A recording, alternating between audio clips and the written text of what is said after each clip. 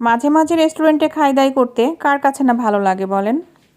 আজকে আমি এবং আমার পরিবারের সবাই একসাথে চলে গেছিলাম আমাদের রাজশাহীর গণকপাড়া নিউ গোল্ডেন শেফ রেস্টুরেন্টে। আমাদের রাজশাহীতে কিন্তু বর্তমানে রেস্টুরেন্টের অভাব নাই। আপনি যেদিকেই তাকাবেন সেদিকে একটা হলেও রেস্টুরেন্ট আপনার চোখে পড়বে। তো গোল্ডেন শেফ রেস্টুরেন্টে আমি এর আগেও এসেছি, আর এখানকার এনভায়রনমেন্ট, তাছাড়া তাদের ডেকোরেশন এবং এখানকার কাস্টমার সার্ভিসটা আমার কাছে খুব ভালো লাগে। এখন আপনারা হয়তোবা অনেকেই বলবেন যে ভাইরে ভাই, রেস্টুরেন্টে খাওয়া দাওয়া করতে কিন্তু অনেক টাকা লাগে। আসলে কিন্তু না, এটা একটা সম্পূর্ণ ভ্রান্ত ধারণা। রেস্টুরেন্টে খাওয়া দাওয়া করতে কিন্তু খুব একটা বেশি টাকার প্রয়োজন হয় না। বর্তমানে এমন অনেক রেস্টুরেন্ট রয়েছে যেখানে আপনি বিভিন্ন ধরনের অফার সহ পেয়ে যাবেন খুব সুন্দর সুন্দর খাবারের আইটেম। আর সাথে তো রয়েছে কম্বো প্যাক, কাপল প্যাক, ফ্যামিলি প্যাক, এগুলো প্যাকের কোনো অভাব নেই। আমাদের রাজশাহীতে এমন অনেক রেস্টুরেন্ট রয়েছে যেখানে আপনি মাত্র ৯৯ টাকায় পেয়ে যাবেন মজাদার সব খাবারের আইটেম।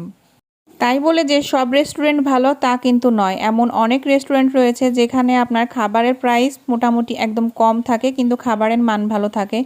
আবার এমন অনেক রেস্টুরেন্ট রয়েছে যেখানে খাবারের প্রাইস অনেক বেশি থাকে কিন্তু সেই খাবারগুলো খেলে পেটের ১২টা বেজে যায়।